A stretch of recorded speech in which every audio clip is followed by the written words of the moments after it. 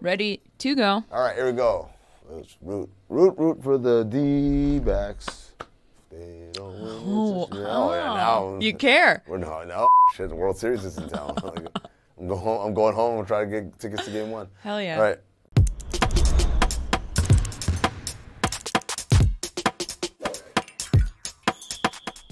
Happy Friday. Welcome to Oddball. The weekend is here. You made it. You made it. Welcome to the weekend. Yeah. We're not there yet. We're back in time. Not quite. But guess what? We are going to go back in time today because we're going to talk to Gervin, the Iceman. And when I tell you this interview is going to blow your minds, he has a revelation in it that I still can't wrap my mind around. I'm not going to blow it. I'm going to wait for you to watch it later. Also, yes.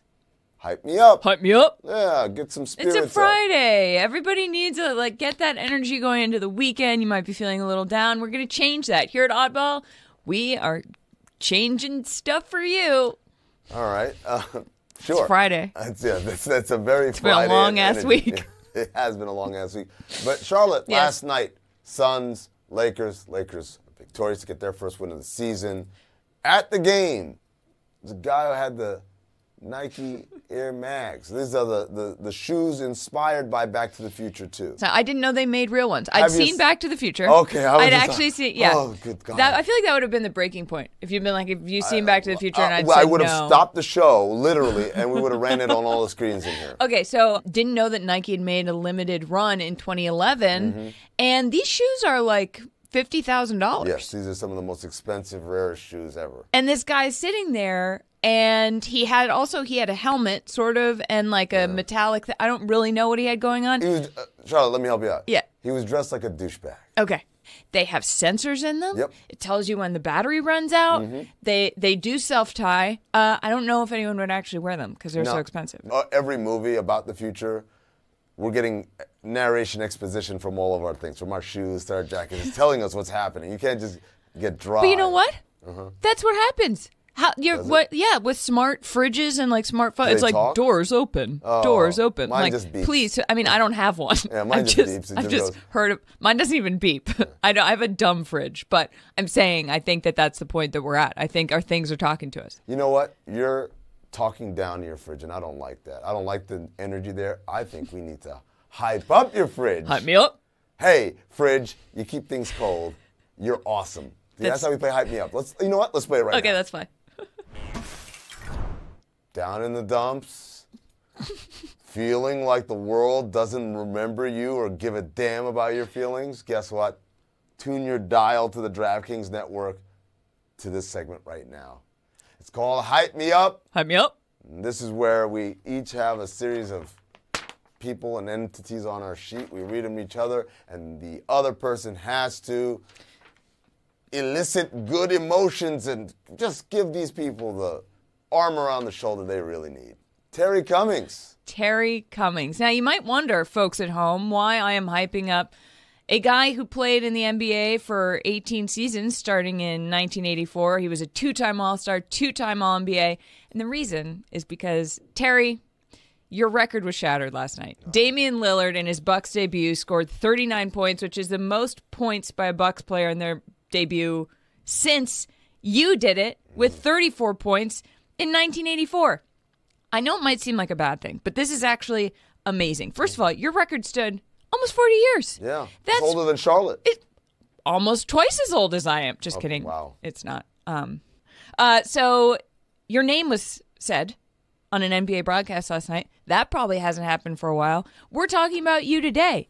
You are back in the zeitgeist, baby, and there's nothing better. In today's attention economy, you're getting eyeballs, you're getting earballs. You're the man. Congrats, Terry. Also, sorry. TC. Are you ready? Once a Nick, always a Nick.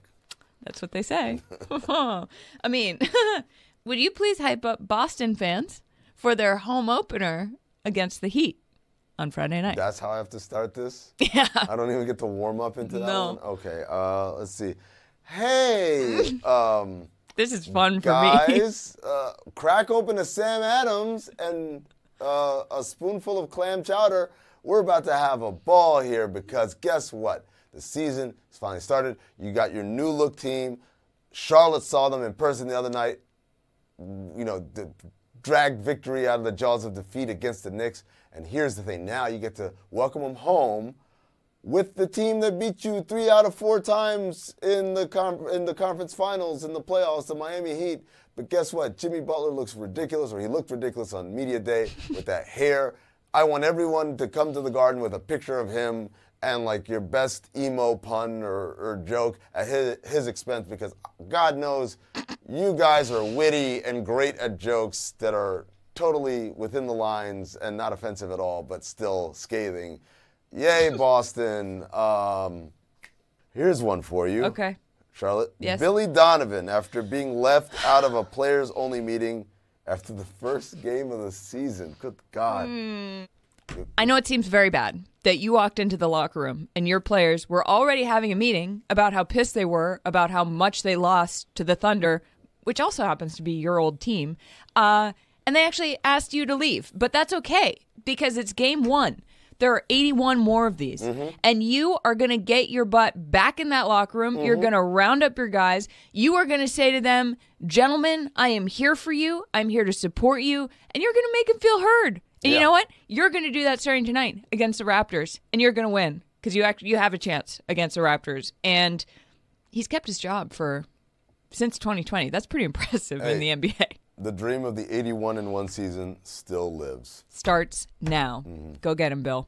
You need to hype up Joe Dumars, Executive Vice President and Head of Basketball Operations for the National Basketball Association. Okay, all right. So this, obviously, the league made a big deal about this player participation policy, making sure you don't rest multiple stars in a game, and everything's 82, all 82, whatever. Yeah. And then last night in game 2 of the season, in the third night of national televised games where there was only 2 games on TV, the Suns sat Bradley Beal and Devin Booker due to injuries. Soreness. So, Joe, I know how this feels.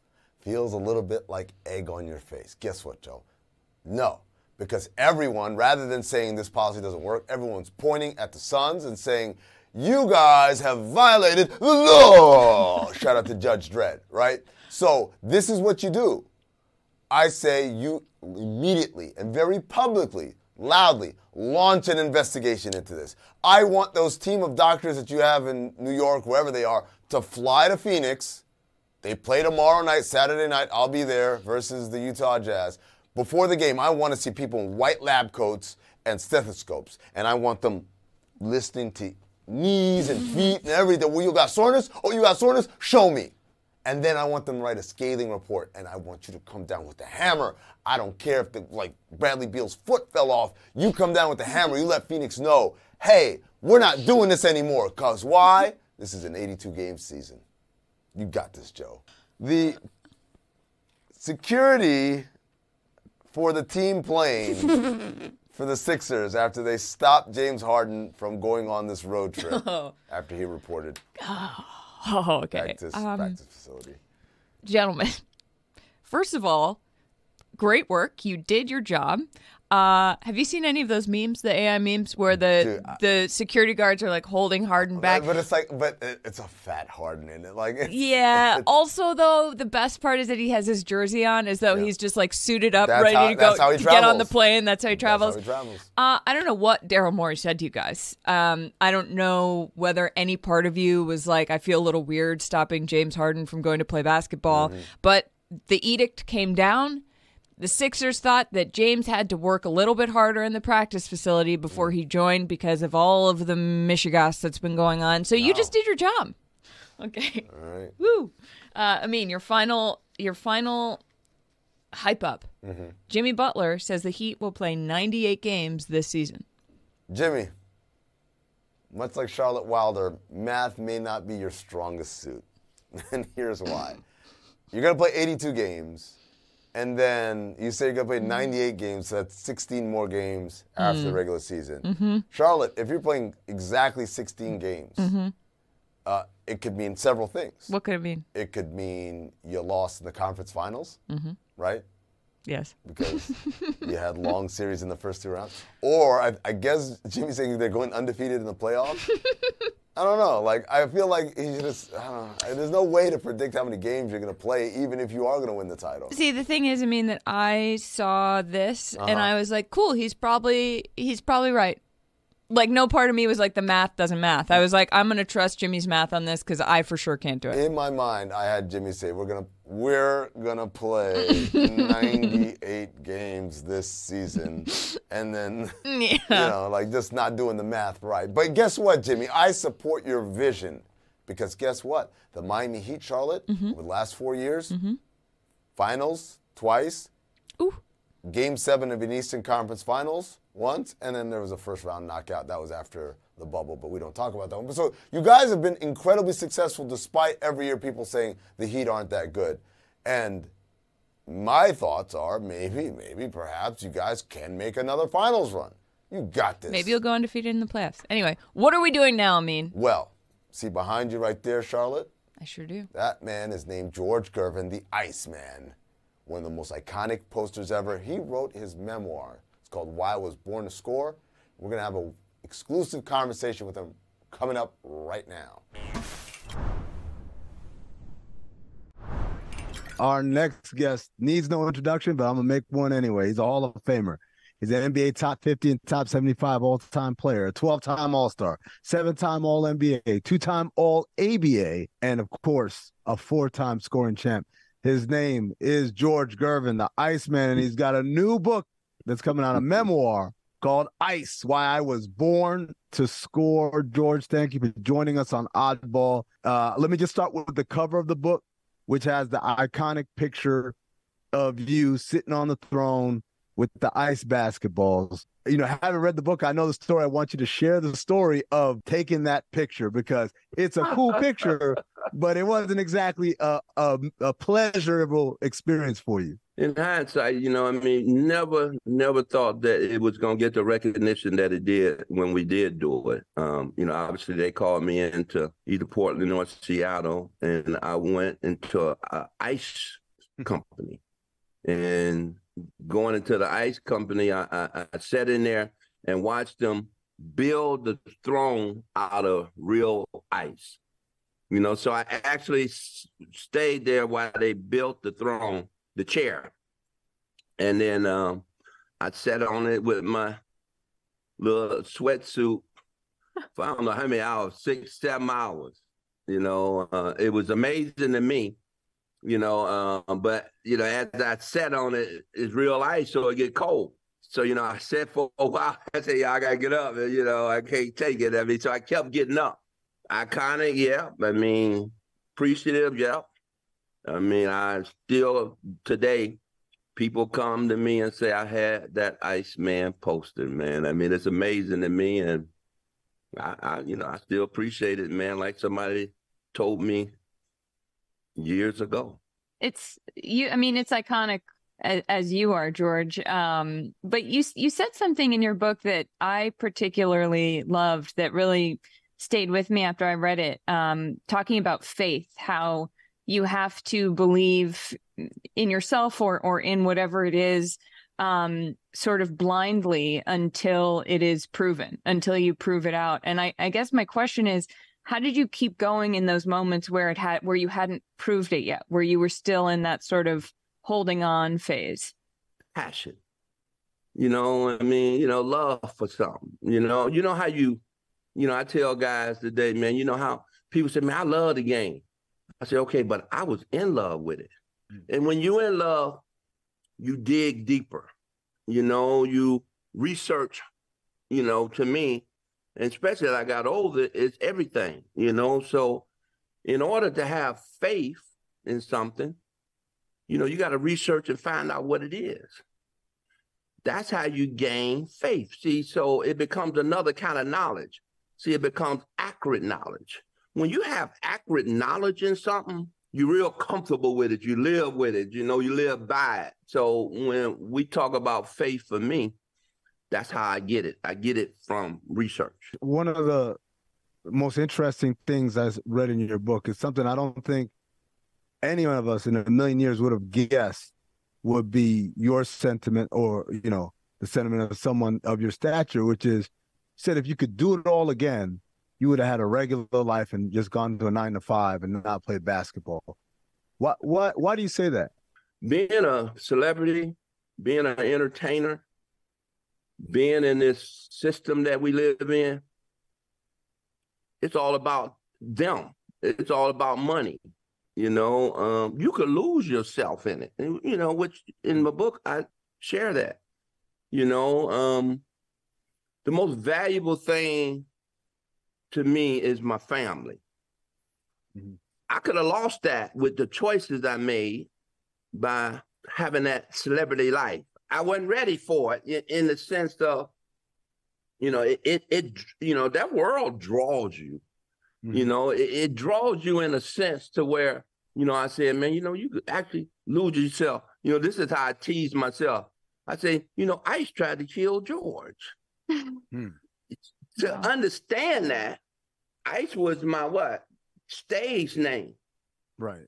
I'm George. I got lost being Ice. You know, I'm back being George. I love being George.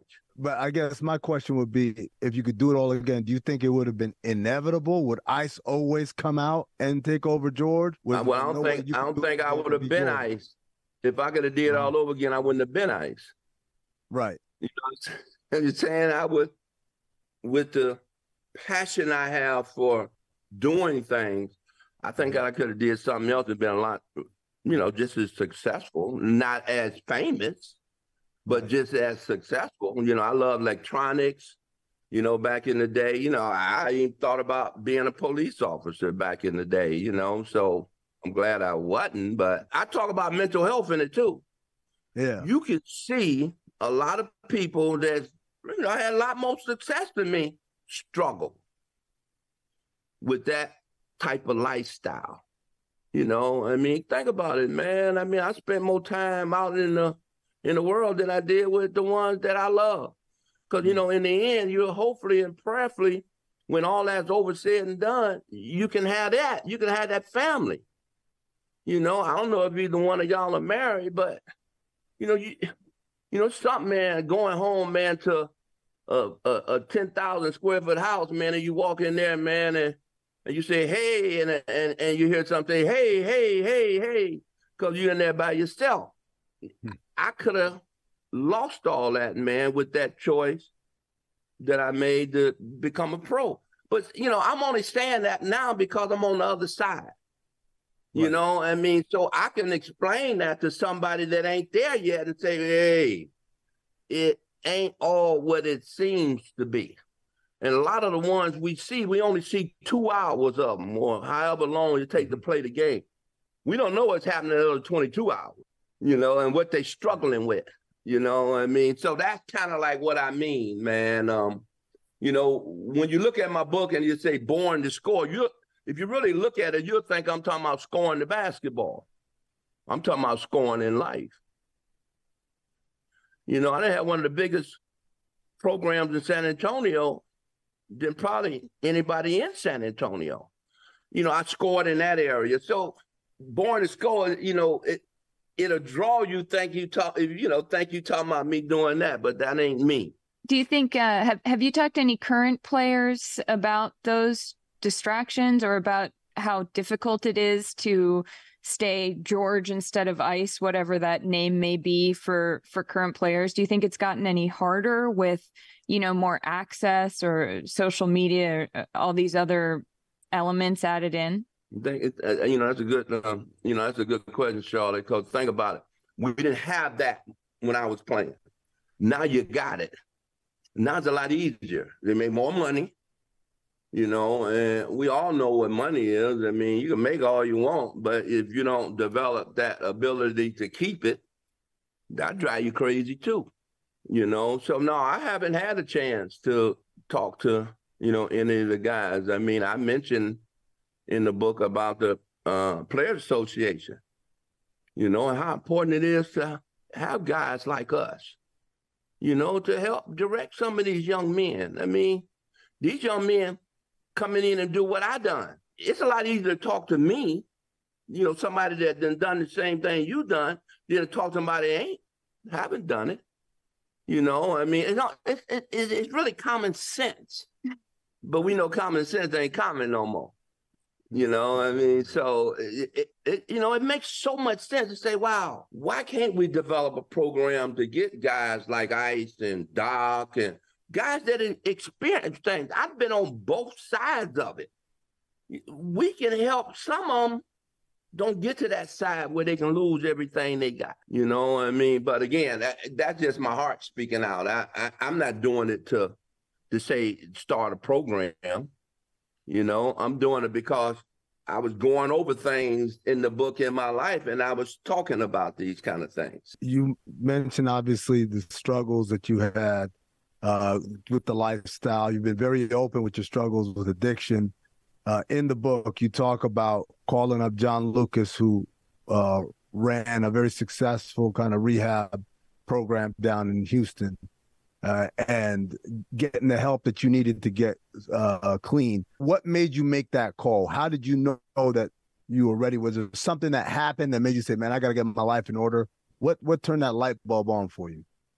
You know, probably, man, one day, man, when I was sitting here and just looking at myself. See, because, man, we know when you're addicted to something, man, you can't face yourself.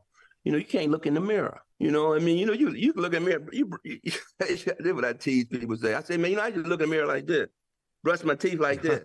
I didn't want to see myself. Right. You know, I mean, you know, it's kind of like smoking. You know, people smoke, man, but they want to stop. But smoking is an addiction. You know, it becomes intertwined in your life. You know, you go to bed, when you wake up, you want a cigarette, you smoke, you know, drink a cup of coffee, you want a cigarette. You know, it's intertwined in your life and stuff, man. So I've been to 2 other treatment centers before I went to John. Mm-hmm. I went to the other 2 treatment centers because of the pressure at home. You know, my wife and them said that I'm going to leave you if you don't go. Mm-hmm. You know, so I went then. But I wasn't going for me. I was going for her. But that 3rd time I went, I say, man, I got to take the challenge to lose everything, man, to save myself. So I'm going in for me, you know what I mean? And when I went in for me, I got clean.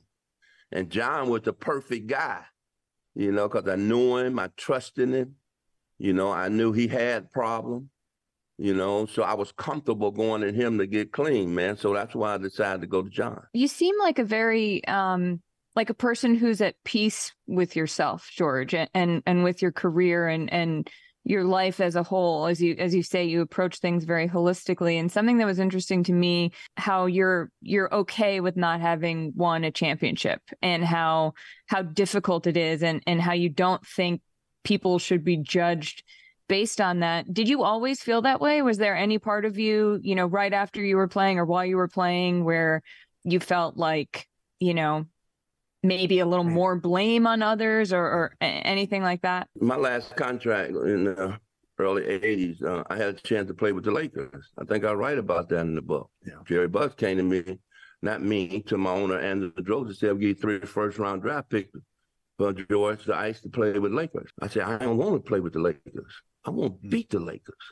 You know, I mean, because that's how I came up. Because you beat me, I want to beat you back. I thought we could beat them. That was enough for me. You know how some people say, I'll do whatever it takes to win. I wouldn't. I never would do whatever it takes to win, because it's still just a game. You know, and when you develop that kind of mentality, I think other things in your life get involved. You know, so I didn't have that mentality. I am comfortable with my career. I come from bread lines. You know, that's what I always say. The name of the book almost been From Bread Lines to Headlines. How I'm gonna not be comfortable with where I came from to where I got in pro sports? I won't let you or nobody else put the narrative saying that I didn't have a good career because I didn't win the champ. I couldn't beat the Lakers. It's just a known fact. We couldn't beat them. Now, I'm satisfied with the guys that I played with to try to beat them. I ain't saying if I had more people around me. I had enough people around me to beat them. We just didn't. You know, I had that shot to beat them, and then I had a shot to beat the Baltimore Bullets back then.